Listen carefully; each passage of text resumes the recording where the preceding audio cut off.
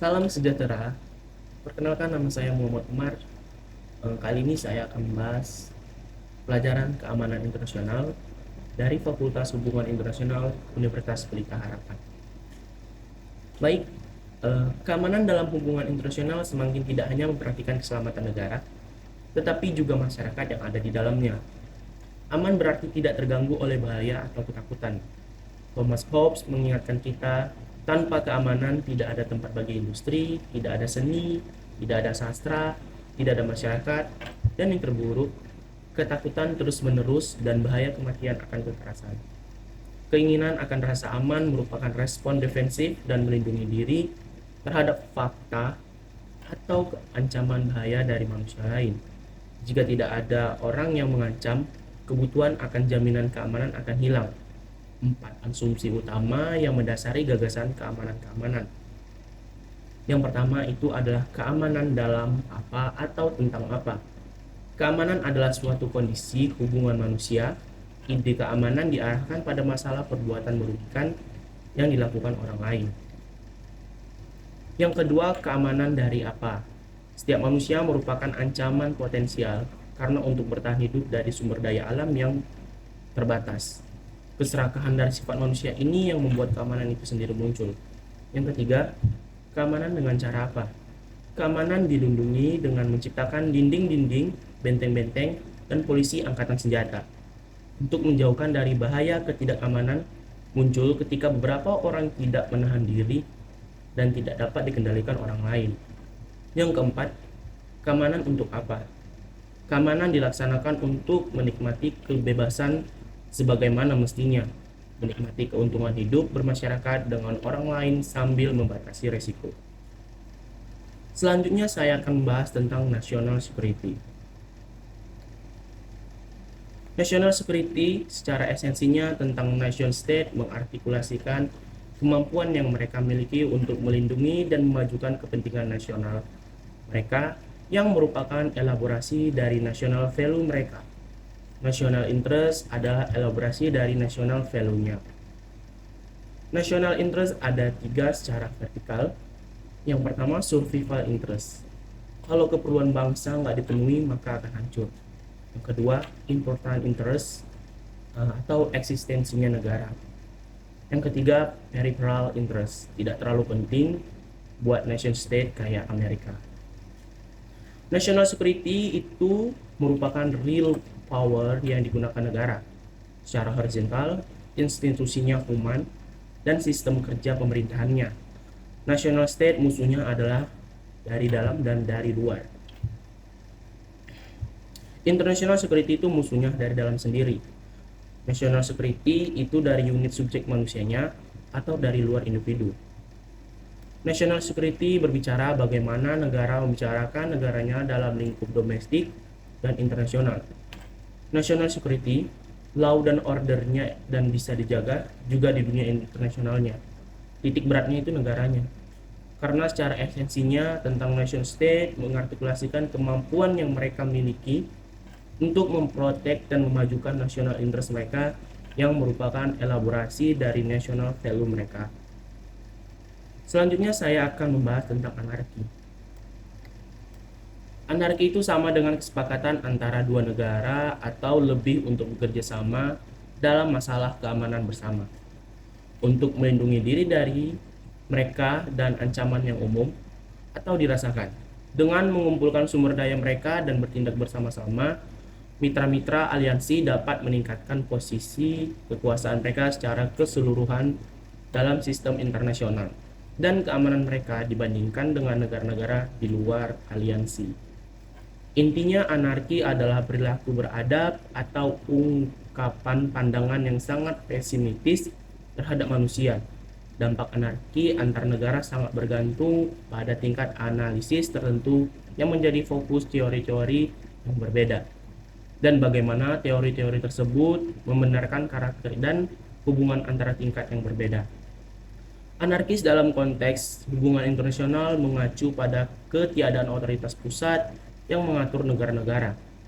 Hal ini menyebabkan struktur internasional bersifat kompetitif dan mendorong negara untuk bertindak dalam upaya mempertahankan keberadaannya. Next, saya akan membahas tentang buku People, States, and Fear.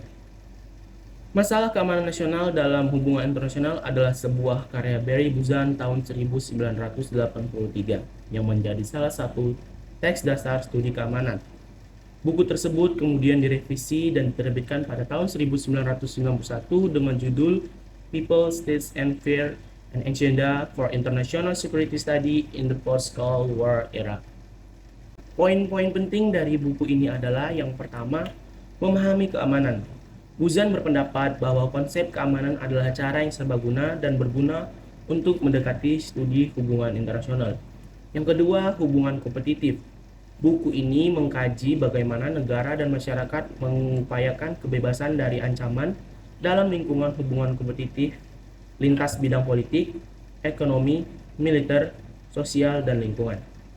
Yang ketiga, implikasi kebijakan. Karya Buzan mempunyai implikasi kebijakan yang signifikan karena menentang gagasan tradisional tentang keamanan dan menyoroti perlunya pendekatan komprehensif dan multidimensi untuk mengatasi masalah keamanan. Dalam konteks Asia Tenggara, wawasan dalam buku ini dapat membantu kita memahami bagaimana tentang keamanan non-tradisional, seperti pandemi, degradasi lingkungan, dan ancaman cyber, mempengaruhi masyarakat, negara, dan rasa aman di kawasan ini. Hal ini juga menyoroti pentingnya kerjasama dan pendekatan holistik untuk mengatasi tantangan-tantangan ini guna menjaga stabilitas dan meningkatkan kesejahteraan masyarakat di kawasan ini.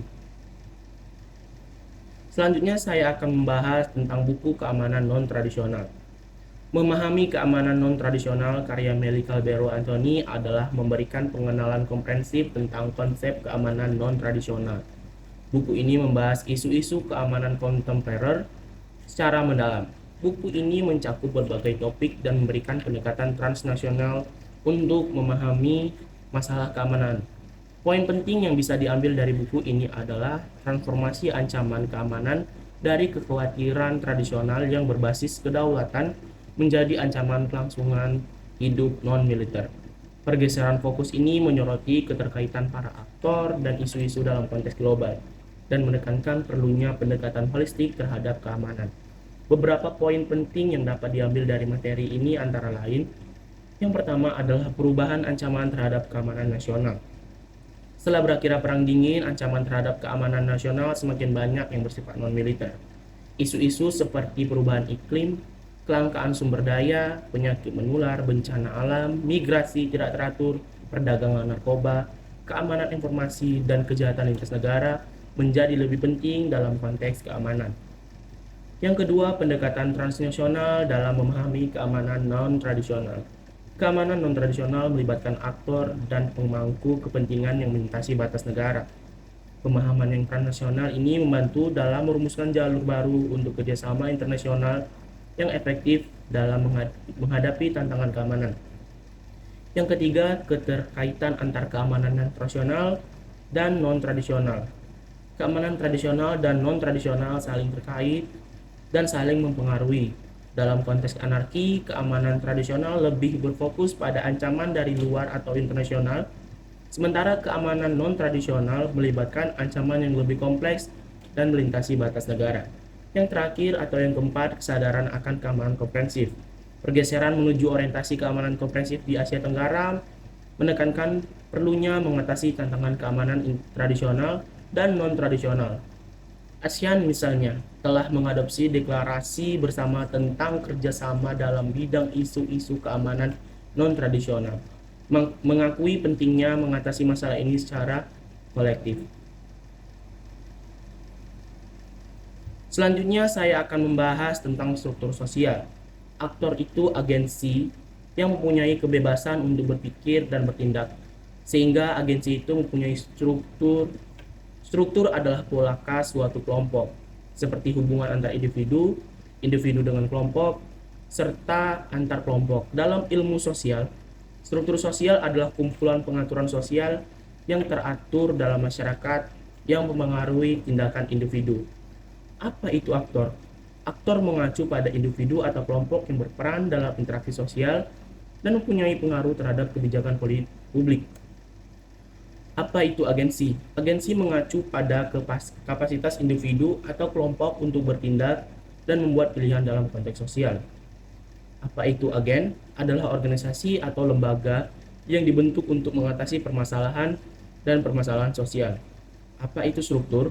Struktur mengacu pada pola hubungan dan interaksi yang ada dalam suatu sistem sosial. Agensi saling men-shaping struktur. Struktur saling men-shaping agensi. Agen mempunyai agensi. Aktor itu instrumental berpengaruh langsung untuk men-shaping struktur. Struktur sosial mengacu pada pola hubungan dan interaksi yang ada dalam suatu sistem sosial. Sedangkan aktor adalah individu atau kelompok yang berperan dalam interaksi sosial dan mempunyai pengaruh terhadap kebijakan publik. Mereka disosialisasikan dan dimasukkan ke dalam struktur dan institusi sosial yang membatasi atau memungkinkan perilaku mereka. Selanjutnya saya akan bahas mengenai memotret fenomenal international security dari perspektif regional bukan global. Structure of contemporary international security. 3 perspektif teoritis utama mengenai struktur keamanan internasional pasca Perang Dingin adalah neoralis, globalis, dan regionalis. Teori kompleks keamanan regional atau RSCT adalah teori hubungan internasional yang menyatakan bahwa keamanan internasional harus ditinjau dari perspektif regional. RSCT mengidentifikasi kompleks keamanan regional atau RSC sebagai pola interaksi keamanan antar aktor yang berbeda dan stabil. Theoretical perspective on the post-Cold War security order. Neorealism. Perspektif ini menekankan pentingnya kekuasaan dan keamanan dalam hubungan internasional. Neoralis berpendapat bahwa negara adalah aktor utama dalam sistem internasional dan negara didorong oleh kepentingan kompetitif.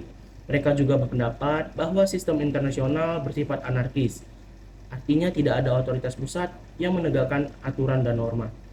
Globalism, perspektif ini menekankan pentingnya globalisasi dan saling ketergantungan dalam membentuk keamanan internasional. Para globalis berpendapat bahwa dunia kini semakin saling terhubung dan negara-negara semakin bergantung satu sama lain demi keamanan dan kesejahteraan mereka. Mereka juga berpendapat bahwa lembaga dan norma internasional memainkan peran penting dalam mendorong kerjasama dan menyelesaikan konflik. Regionalism, perspektif ini menekankan pentingnya dinamika regional dalam membentuk keamanan internasional.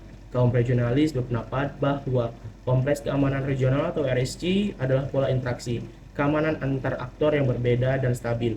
Mereka juga berpendapat bahwa tingkat interaksi antar anggota RSC sama tergolong tinggi, sedangkan antar anggota RSC yang berbeda tingkatnya relatif rendah.